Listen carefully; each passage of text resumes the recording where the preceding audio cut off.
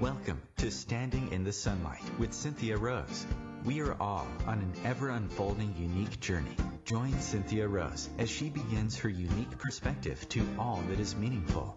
Topics and personalities that support your path, bringing inspiration and passion and heart-centered ways to live a more fulfilling life. A down-to-earth and uplifting sharing of what it means to be spiritual, creative, and living life to the fullest by standing in the sunlight. Born an intuitive medium, Cynthia Rose is also an ordained minister, singer, astrologer, educator, and writer. She has studied the intuitive and healing arts for over 40 years. Rise up and stand in your sunlight now with Cynthia Rose.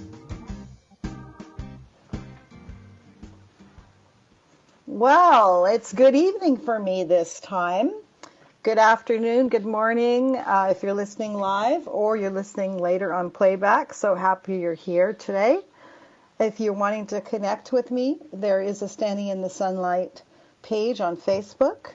You can also find me at Cynthia Rose Medium on Facebook, Cynthia Rose Medium on Twitter and Instagram. And this show, if you want to listen again, there is a YouTube playlist, Cynthia Rose Medium on YouTube, where you can listen to it.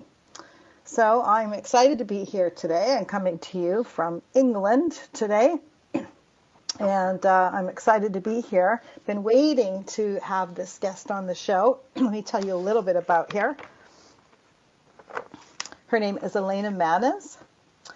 She's an award-winning independent documentary director, writer, producer, whose honors include 6 Emmy Awards, a George Foster Peabody Award, 2 Directors Guild of America Awards, and 9 Cine, I'm not sure if I'm saying that right, Golden Eagles.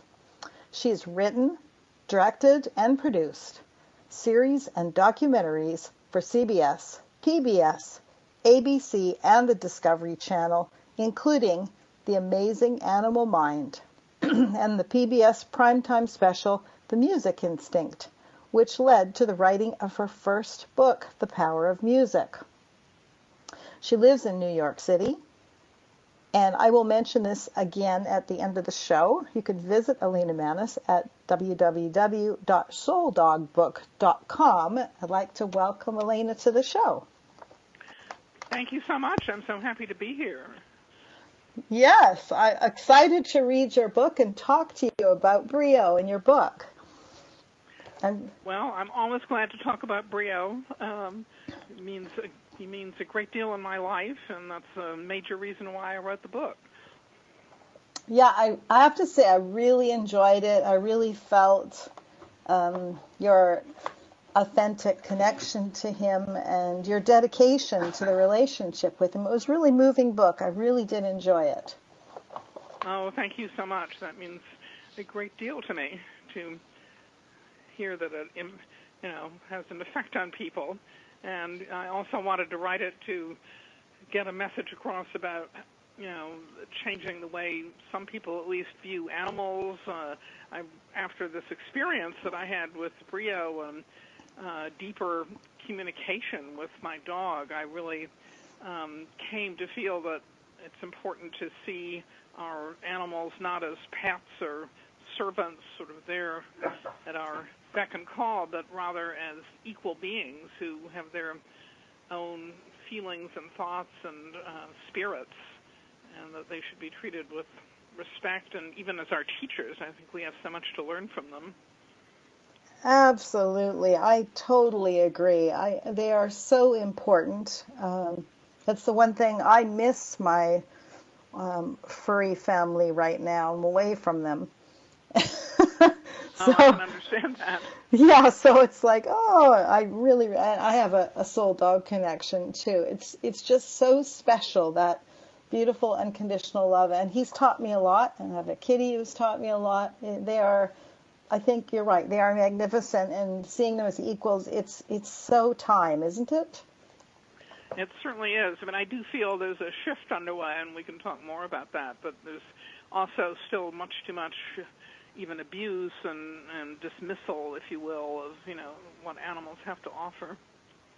Oh, yeah, that part that breaks my heart. Yeah. So we've talked a little bit already about why you wrote the book, but I first wanted to say also, you're a journalist. I love that you went into this in that mode of sort of presenting different points of view, different ways people think, and then your own. And I thought it's also needed. Maybe some people reading this might realize, excuse me, there really is more to my pet.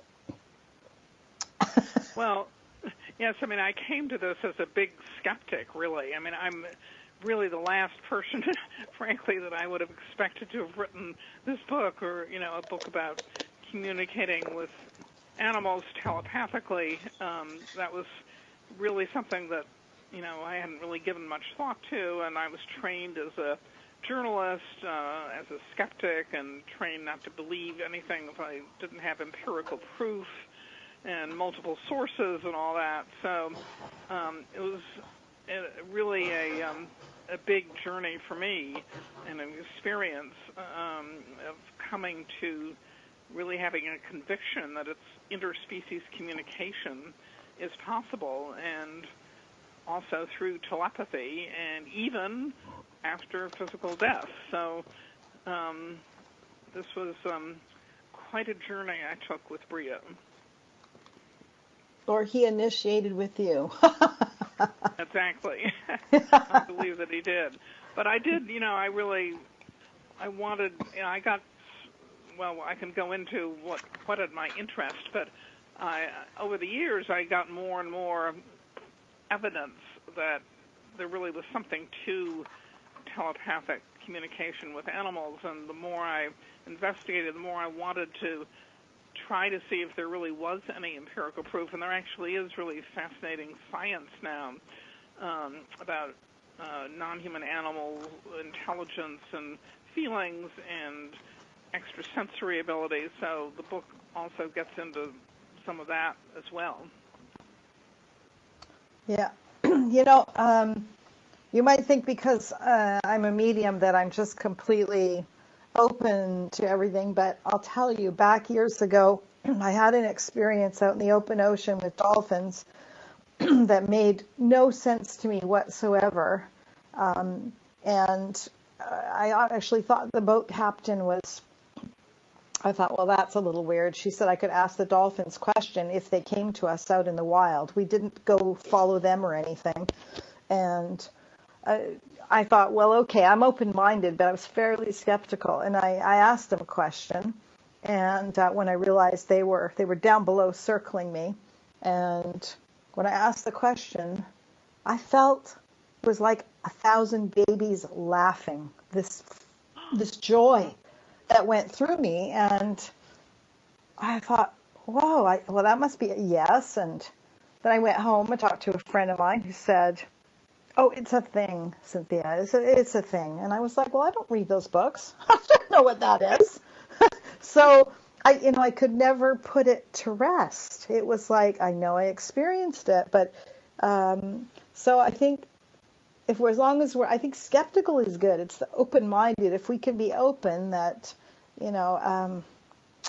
just because we don't know something doesn't mean it's not happening, I totally agree. I mean, I'm not trying to convert anybody, but just to tell my own experience, and maybe I'm more believable because I started as a skeptic, and at least, as you say, open people's minds to listening to their animals in different ways. And, having the personal experience is nothing more convincing than actually having the experience for oneself of, really feeling that connection across time and space with another being. Yes. And I mentioned the dolphins because I know in your book you mentioned a dolphin-human communication that's been going on for years. Yes, I mean, I spoke in the book. I mentioned that I interviewed a well-known dolphin researcher, quite illustrious scientist, who said that she's totally convinced that they have telepathic abilities, but she can't go public with it for fear of jeopardizing her academic career. So I believe that that's true of quite a few scientists who, obviously, with their research, have a lot of experience with these animals, but they're just not at the point where they are ready to go public with anecdotal evidence. Yes.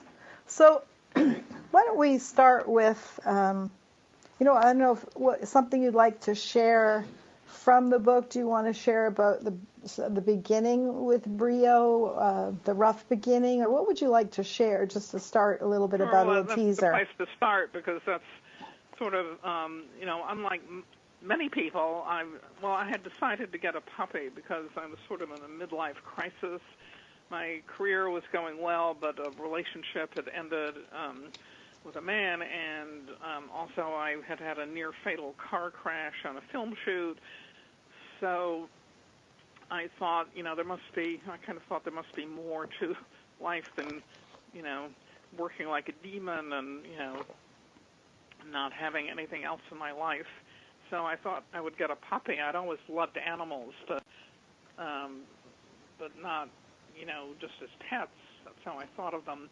And I thought getting a puppy would be there for companionship and comfort, and it would be really easy, and it wouldn't really change my life very much. But as soon as I brought Brio home, I realized that did not seem to be happening in quite the way I had imagined. He was very independent-minded. He didn't always obey me. I felt I really couldn't communicate with him despite bringing in really great trainers, dog trainers. So, my researcher mode as a journalist, I'd heard about people who called themselves animal communicators, who could psychically tap into animals' feelings and thoughts. So I thought, I did a little research, and I found somebody on the West Coast who had a decent reputation. So I called this woman and asked her to read Brio. I didn't tell her anything about him or me, really, except for his name and his breed. And she came up with this amazingly accurate reading describing my apartment from his point of view and how he viewed navigating around the furniture, and she described streets that we walked on and which ones he preferred, and really reported on his personality in a very accurate way that really rang true to me. So that really whetted my interest. So I started, talking to some other communicators. I sort of wanted to see if they'd agree with each other, testing them. And I never really gave them much information. And so I started meeting some other communicators that basically, were consistent with the first one. And that started to convince me a bit more. And I also was in a kind of fortunate position as a TV producer, so I persuaded the network I was working for to let me do what turned out to be a couple of stories touching on telepathic communication between animals and people. So the first one was actually a whole documentary you mentioned in my bio, which looked at animal intelligence and minds, and part of that included a segment on telepathy. So I got an animal psychic, the same one who had first read Brio, to come to New York and read Diane Sawyer's dog. She was the correspondent on the story. And again, it was very, very accurate. We had videotaped Diane's dog at her home, which Diane was not there. I had never seen her home, and the psychic had certainly never seen her home. But the psychic described precisely what the dog did in the yard, down to trees and a stream, and described the house. And then after that, we had the psychic meet the dog in a hotel room with Diane, and she came up with more very accurate points, including she said that the dog had had some traumatic experience as a puppy, that he'd fallen and felt dizzy and he was scared, and Diane at that point said, well, he did fall into a swimming pool when he was a puppy. So that was pretty affirmative that something accurate was going on in this reading. And then I also did another story for the network. I got a psychic I wanted to get a psychic to go out and read a horse that was entered in the Belmont Stakes, the third leg of the Triple Crown and thoroughbred horse racing. And the only horse whose trainer would allow me to do this was the trainer of the longest shot of all in Belmont Stakes history, a 70-1 shot. His name was Sarava. So the day before the race, we went out with a 7. Did you say 70-1 shot? 70 to 1.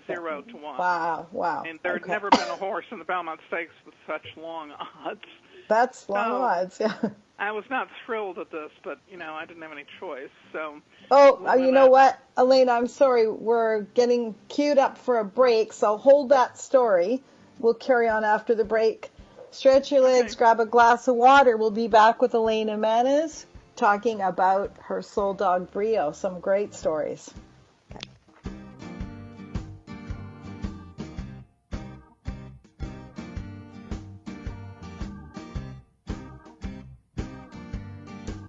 Your conscious lifestyle on steroids. OMTimes Radio. IOM FM. OMTimes magazine is one of the leading online content providers of positivity, wellness, and personal empowerment. A philanthropic organization, their net proceeds are funneled to support worldwide charity initiatives via Humanity Healing International. Through their commitment to creating community and providing conscious content, they aspire to uplift humanity on a global scale. Connect at omtimes.com. OMTimes, creating a more conscious lifestyle. Hello, I'm Sandy Sedgbeer, host of OMTimes Magazine's flagship radio show, What is Going On? My passion is sifting through information, research, and innovations from new thought teachers, speakers, and researchers pushing back the boundaries of what we know about life, energy, metaphysics, and the universe. I love shifting perceptions about who we are, why we're here, and how quickly impossible becomes normal when we open our minds, expand our awareness, and accept that the only limits that exist are those we place upon ourselves. So if you're the kind of forward-thinking, eager investigator of what lies beyond the current reality that most perceive, why not make a date to come play with me in the field of possibilities at 4 p.m. Pacific Time, 7 p.m. Eastern Time every Thursday, and together we can discover what's really going on. Hi, this is recording artist and composer Yuval Ran, inviting you to a voyage through the chakras, a new double album of guided meditations to transform your life, a sublime musical medicine for nourishing inner peace and reaching to your higher virtues. Get it now at metamindfulnessmusic.com, METTA mindfulnessmusic.com. Some knowledge belongs to us and us alone. The way our girlfriends walk, talk, touch their hair. Details that only a sister can know about her girls. But what about our other girls? The ones we carry with us every day. Our bond with our sister girls gives life. But knowing your breasts can save it. Go to knowyourgirls.org for the facts you need on breast health. Brought to you by Susie G. Coleman and the Ad Council.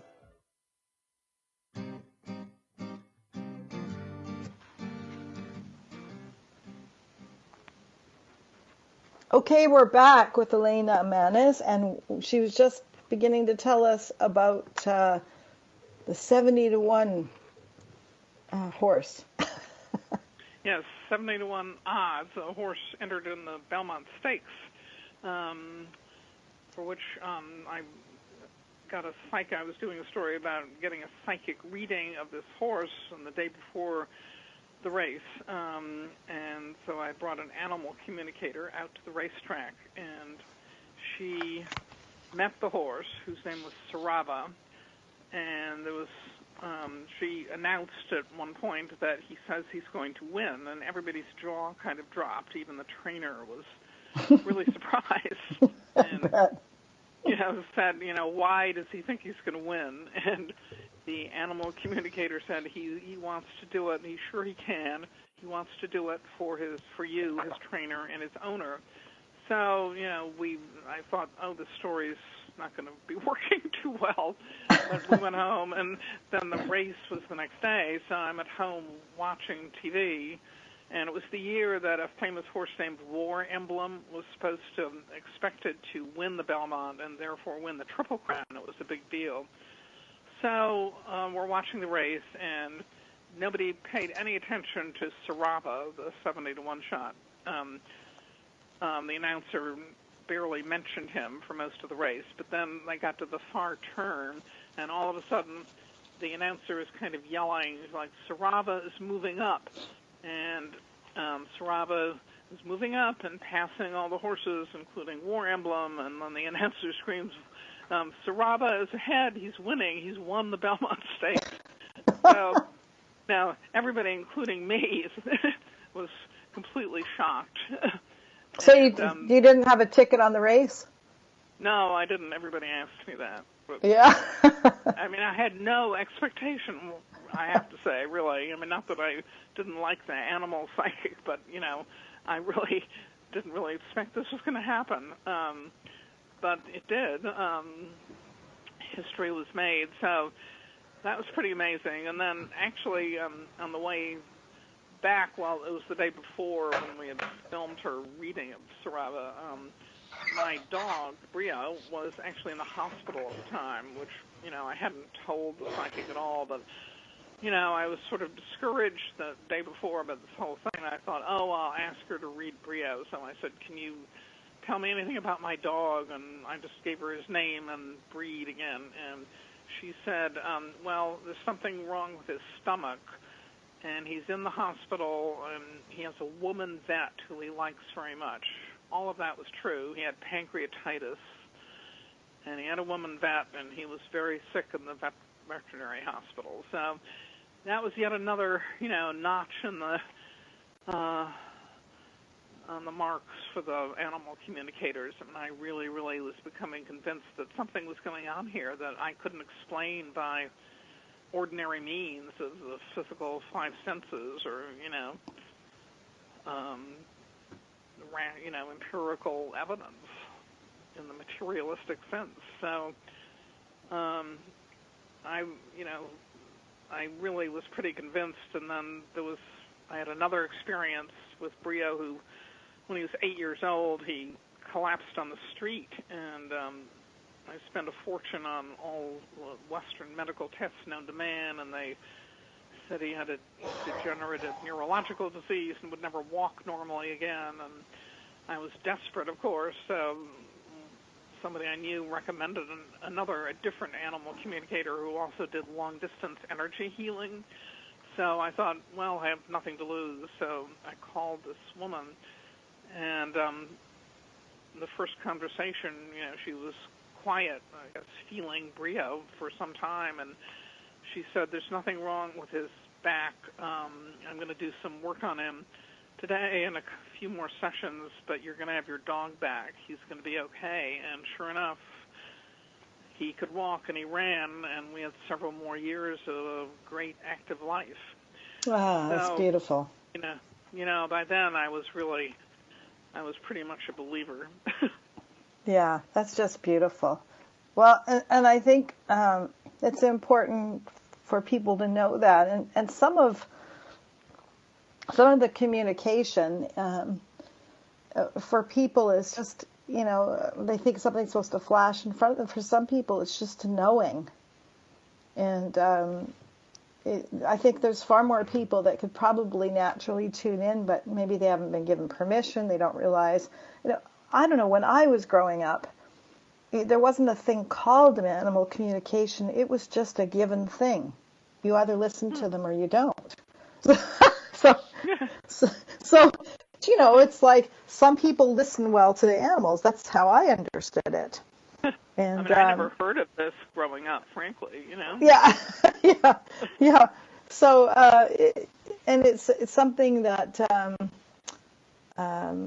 I just think it's beautiful that it's opening up more and more people. And I'll tell you, there's nothing better for me than knowing that when my soul dog crosses to the other side, that he will greet me when I go.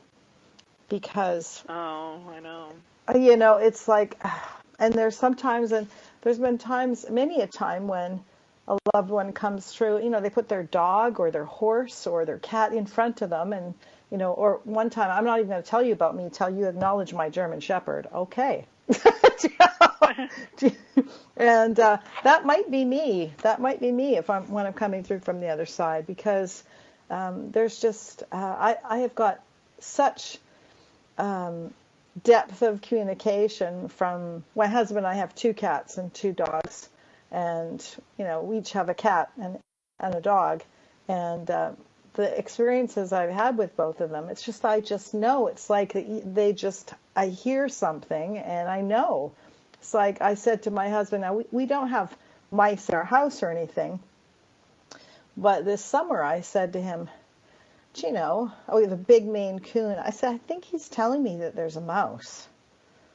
And I think he's telling me he's going to bring the mouse. And now our cats don't do that. They're spoiled, rotten cats. They don't, in fact, if a mouse comes in the house, they're like, oh, hi, go ahead and hang out in the corner. It happened once to us, and they wouldn't chase it or anything. So I said, I think he's telling me that. And I had to go off to the office and work, and came home that night. My husband said, guess what he brought to the door? Oh. He said, he was telling you it's a mouse. So it's just more and more. It happens all the time. And I think the stronger our love bond, then the stronger the connection with the spirit world. Yeah, I think that's true. I mean, I can't say that I'm a professional animal communicator by any means, but over the, this whole experience I know has opened me up more, and, I've become better able to read them. And I have another dog now and a cat, and, I'm pretty good at least sensing what's going on in some way with them, much more than I used to be. And I think the greatest gift I got, maybe from the experience with Brio was in some ways after his physical passing, because the communication, of course I had the translators, the animal communicators helping me, but the messages that came through them from him were so amazing. I mean, they related details of what I was doing and where I'd been, and things about my life that there was absolutely no way the communicators could have known, that weren't even in my mind when I was talking to the communicators. And I also consulted a medium who gave amazing readings of Brio. So, I mean, that was such a gift to know that connection endured, that consciousness endures, and his spirit is there. Yeah. I mean, yeah, and that he could be sitting right beside you sometimes. Right. I mean, they described that. I mean, they would describe, I was sitting in my office, and they describe from Brio, the wood trim in the office and how the office was laid out. I mean, I certainly was not thinking about the wood trim or had even noticed it particularly, Wow. I have to say, also what was really, really beautiful is that when you came to know that his time was becoming shortened, it was really moving, taking him back to the beach and his love of the beach. And, that must have been a knowing for you that he loved the beach. Oh, it was. I mean, I did know that. And, as I describe in the book, I had in some ways resisted that particular trip because he was really not so well at that point, and traveling was difficult. But, one of the animal communicators really persuaded me that he knew I was going and that I had to take him. And my God, I'm so glad I did, because it was, it was such a beautiful experience, which I will never, ever forget. And neither will he. Yeah, it's a special connection. But also another thing that I found, which was quite beautiful, is that, a lot of times we put animals down and, we leave the room and then strangers come and we're not there with them. And I just thought it was beautiful, the whole process that you went through with him. And it's like you were, allowing him to die in a conscious way and be conscious with him. Yes, I mean, I'm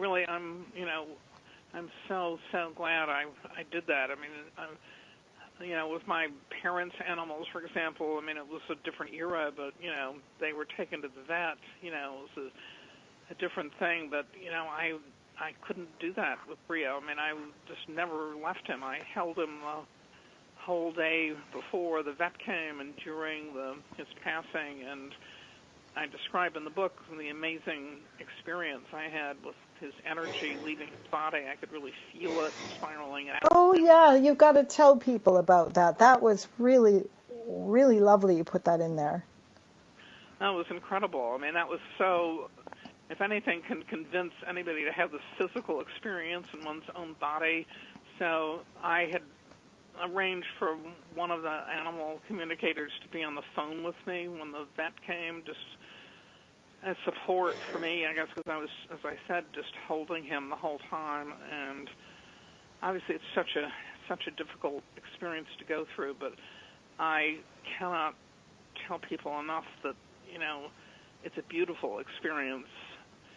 So I will never, ever regret doing it, and I would do it again any day. But I digress, so I'm holding him, and the vet comes and asks me if I'm ready, and Brio's head was on my chest, and I was just holding him so tight. And when the injection went in, first they tranquilize him, but when the final injection went in, I felt this amazing spiraling feeling. I mean, I felt I was like in a centrifuge that was spiraling out and up, and I didn't know what it was. I just hung on to his body like for dear life. I sort of felt I was going with him, really.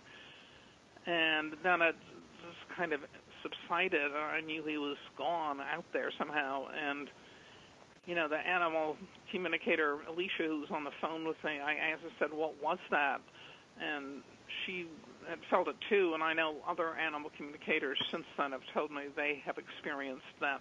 But Alicia said it was his energy coming out of his body and expanding. That when we come into physical life, as I understand it, the energy of the spirit is kind of compressed, and when it goes out again, it expands. And that really helped me to have that explanation. But even telling that story now gives me chills because it was so unbelievably powerful. It's just amazing. And that also that you were there with him. I mean, I was just like tearful at that part. I was like, it made me also think of a friend of mine years ago, had a dog. I think the dog was 17, Rhodesian Ridgeback. And the dog's hind legs hadn't been working for, I don't know, 3 months, 6 months, I don't know. But I was helping look after the dog on this day, and then I took the dog to the vet. And I don't know how I even got him in the car. I must have got someone to help me. And got him into the vet. And, the vet, I can't remember what it was there for, but he said to me, "This dog should be put down." Oh. And I said, "Well, he's not my dog, so I can't give you permission to do that." And, good on him. This gentleman said, he's been a loyal friend to me for 17 years. I can be with him for the last months of his life, and he's not ready to go. And so he carried him every day, however how many times he needed to, outside. He'd carry him out, up steps, down steps. And but he was like, "No, he's not ready to go." And I remember the vet kind of chewing on me and getting quite upset with me. And, and I thought, it's interesting that we think we should decide, but he wasn't going to do it until he felt his dog had let him know he was ready to go. And I think the dog just... the same way. I mean, a lot of vets, several vets told me it was time or indicated it was time, not all of them, but, I did get that from other people, friends, but I was not going to do it till I really felt that Brio felt it was time. Yeah. Well, and that is something that maybe with time will change. People will think more that way. And, I certainly know that the whole attitude with animals is not completely changed, but it's something that, I even have a symbol or a way of knowing when people come through and they let me know that there was animals in the house, but they didn't have anything to do with them. Okay, I didn't pick that animal, is not on their lap. And then there's other times they're right on the lap. So, they had it's what I call the old-fashioned way of how we think about animals. And it's right. It was a very common thing. There was a lot of misconceptions. So they had germs or whatever have you. So, and there I'm getting cued for our last break. So just a couple of minutes, and we're having a great time talking with Elena Mannes, or I'm saying we are, and we're talking about her book, Soul Dog. So hold on, we'll be right back.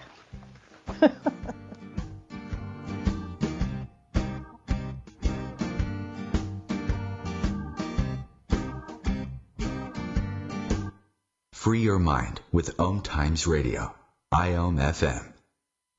Ascending Hearts is no ordinary dating site, but a spiritual dating site with a purpose, to link you with your soulmate. We engineer the serendipity so you can trust that you will attune with someone that has the same matching vibration as you. Ascending Hearts, the conscious dating site for the spiritually aware. Try Ascending Hearts for free, ascendinghearts.com. Tune in to The Practical Intuitive, Mind, Body, Spirit for the Real World with me, host Robin Fritz, Mondays at 2 p.m. Pacific, 5 Eastern. I'll cover personal and business intuition, animal communication, mediumship, space clearing, past life regression, shamanic insights, energy healing, soul choice, and more, all to help you tap your own intuitive and healing skills. No ifs, ands, or buts. Hi, this is New Age Grammy winner Paul Avgerinos. Thanks for listening to OMTimes Radio, and please support my peaceful healing music with a purchase at iTunes, Amazon, or wherever you shop for fine music. Just put my name into the search engine, Paul Avgerinos. A, V like Victor, G like George, E-R-I-N-O-S. You can also visit me at roundskymusic.com. Thanks for listening, and I'm wishing you the brightest of blessings.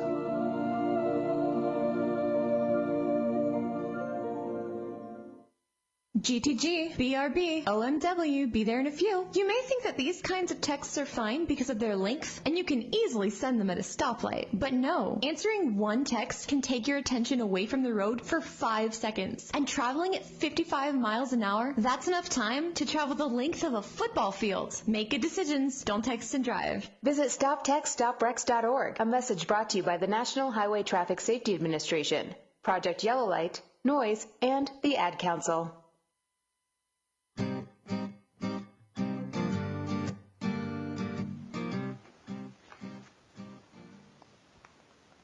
Okay, we're back. Where were we going? What were we talking about? Well, I talked about Brio's passing, and how glad I am that I was with him through it all, and that I hadn't done it too early. Helped him with the transition too early. So I think that's really important for people to think about. So important. I know this is off the topic of this, but your book, The Power of Music, is that what it was? Yes, that's right. Yeah, I'm wondering if I read that. I have a music background, so. Oh. Yeah, it's funny. I did not know that Pythagoras believed the soul of a human could be reborn in the body of an animal. Yes, I think it was transmigration of the soul, I believe. Plato did also, and I did a little research on that for this book, The Soul Dog. I was not aware of all that either initially, but it's fascinating that, you know, these ideas have been around for a long time, and they're not sort of crazy, you know, woo-woo things. I mean, the great philosophers of history thought about this. Yeah, because I swear our other little dog thinks she was a cat before. There's so many things that she does that we go, look, you're not a cat. What are you doing? Brio actually was obsessed with cats. I had to get a cat for him. The cat is still here. It's now trained my second standard poodle. So you still have your cat? I do. And yeah, well, maybe he wanted to make sure he didn't leave you completely alone too. I believe that's true. I think he gave the cat some instructions. Yeah, we think we're in charge, but we're really the servants to them. Oh, that's absolutely true. Yes. So, the whole idea of reincarnation, it's not something that I believe or not believe in with animals, but I found myself saying, I was doing a demonstration of mediumship, and hotel staff had a kitten there. And so I was open and was holding that kitten. And so someone said, well, she's trying to think about what to name it. I think it was something like Angel, or I don't remember what it was. And I said, Angel. And she said, oh. I said, well, you've had this cat before. And she said, my cat that just died was called Angel. And I thought, well, that's an interesting correlation there. So, you know, where did that name come from? I don't know. It just popped in. I'm not sure if it was Angel, but I just remember that the name I said, and I felt like this cat had come to her for a specific reason. What I said, she was like, oh, yeah, that was my last cat's name. So that's not uncommon. I know I'm not special in saying that. I think that's happened. But I certainly don't just say those things. You know, it just bubbled out of my mouth. So. Wow. Yeah, you know, and if we animals are sentient, or animals were sentient, if we can reincarnate, then of course animals could reincarnate. Yeah, I'm absolutely open to that. I mean, I really wanted, you know, Brio, of course, to reincarnate right away, and, you know, I missed him physically so much. But, you know, I tried to find a puppy who, I looked for clues, you know, to try to find the right puppy, and I did get another black standard poodle about 4 months after Brio had passed, but I don't actually believe he's Brio reincarnated. He's a very different spirit in his own right, and, you know, I really feel a connection with Brio. I know he's with me, and, you know, I'm content with that at this point, and, you know, maybe he'll come back physically at some way at some point, who knows, but I'm certainly very open to the idea of reincarnation. As a child, I remember believing in it very strongly, and I think, you know, in Western cultures, adults kind of talk children out of that kind of belief. So it's interesting that in Asia, you know, it's very common to have children who believe they are reincarnated, and yes, yeah, I read that research by Dr. Ian Stevenson as well. It was fascinating. It is very fascinating, and that research is still being continued by his successor, association with the University of Virginia. So it's really fascinating research. Yeah, there was one in there, I don't know if you recall it, but there was one that was so interesting about I think she was 11 or 12-year-old girl who'd been born with a leg shape that was not common. If you were born with a malformation, it was on an angle, and it was just, you wouldn't see it like that. They had certain statistics that said this wasn't the way it looked, and she had certain markings. And I think there was, yeah, it was, I don't know if you recall her, but she remembered her past life, and she had the names of people in another town, and she remembered that she used to walk the railroad tracks with her mother, and I guess a train had come in and taken her legs or something. Wow. And so I remember that I was reading that story and thinking, wow. And so they took her to the other town, and because she kept talking about her other mom, and met up with all the family, and she recognized them. She knew their names. That was just fascinating to me. And then one of the good things about that story, she was a poor family. I think something about they were able to get her a prosthesis for her leg or something. So with some of the funding or something like that. But that story was fascinating to read about that. Really, that's very powerful. And, I've heard others that, are very powerful. I mean, it's hard to explain how these memories could be, because, again, it's something you can't explain by the ordinary, within the terms of physical senses. There are this American cases. I remember reading something about a boy who felt he had been a pilot in World War II, and they checked all the evidence and all the details of this person he thought he had been checked out. It was all correct. So, it's pretty amazing. Yeah, it's becoming more and more common, and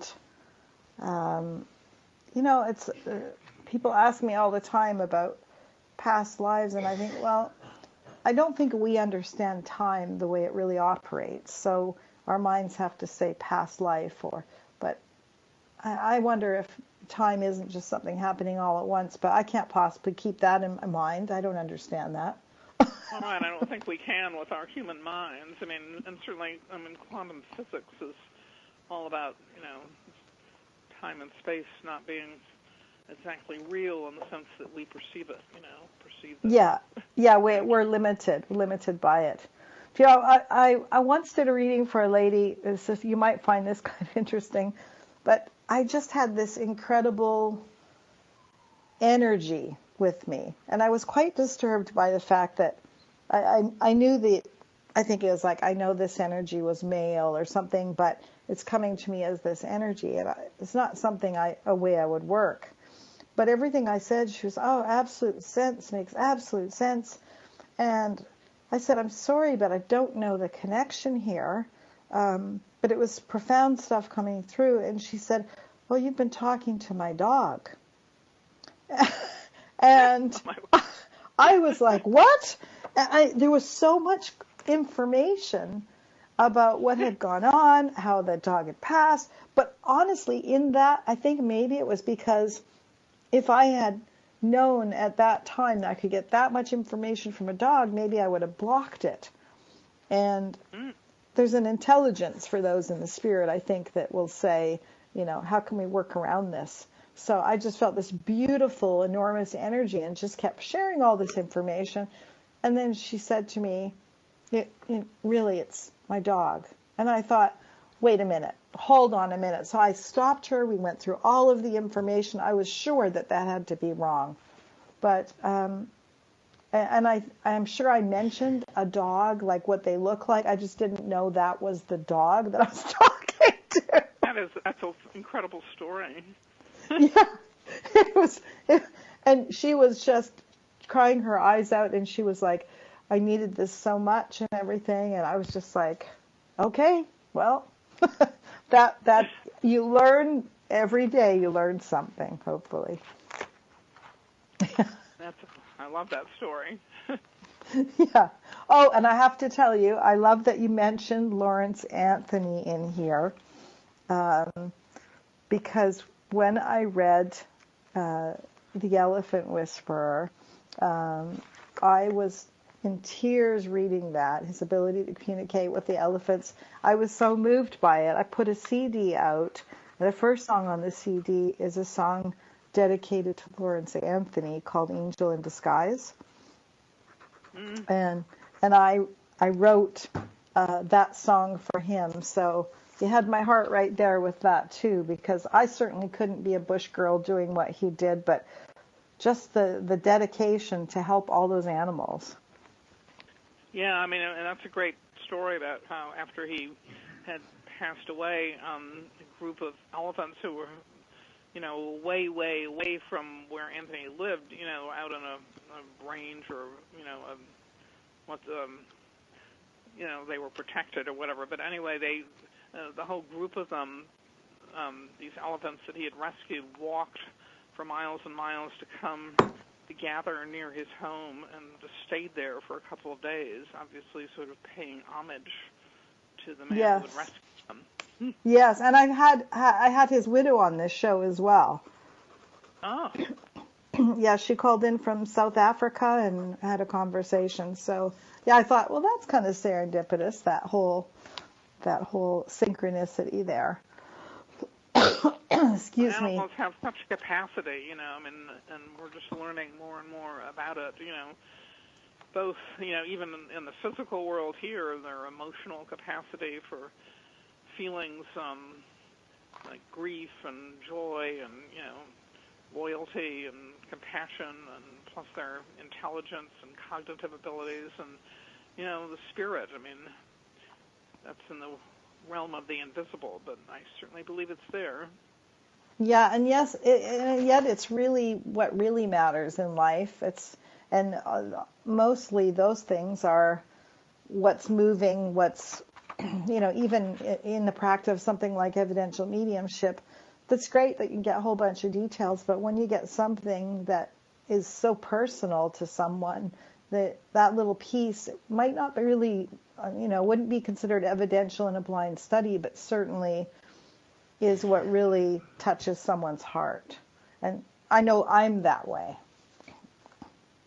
I am too. So, I mean, that's really, I hope that the book does touch hearts and, opens people up to consider all the possibilities of communicating and connecting with the animals who share our lives, and even those who don't in the wild or whatever, Yeah, for all the listeners, this is it's a really enjoyable book. I highly recommend it. Are you doing any book signings somewhere that you want to mention, or just direct them again to the website? Or Sure. Well, first of all, the website again is www.souldogbook.com, and there are links on there to order, which are really easy to buy it.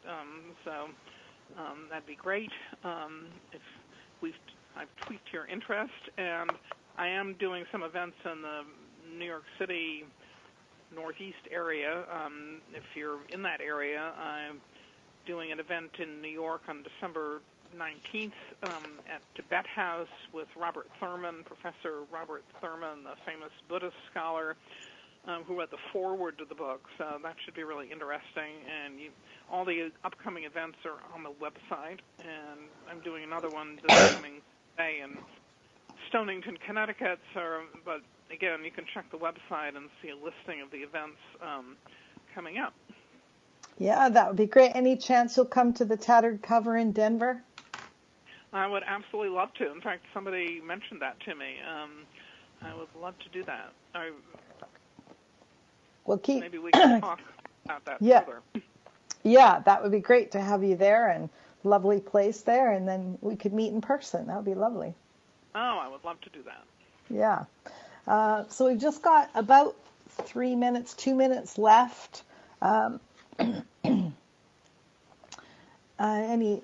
Anything last thing that comes up for you, or?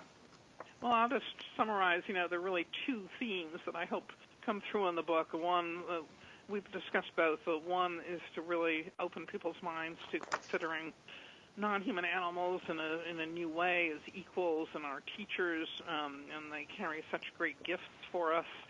And secondly, to really open up to the idea that spirits of all beings, including our animal companions, do endure. I am so convinced of that. And what a gift when one really comes to know that. It changes everything, one's perspective of existence and the nature of reality. And in my case, a dog led me to really change my view of the biggest things of all, in life and spirit. Yeah, they're such joy bringers. They teach us that we're supposed to be joyful. Yeah. Yes.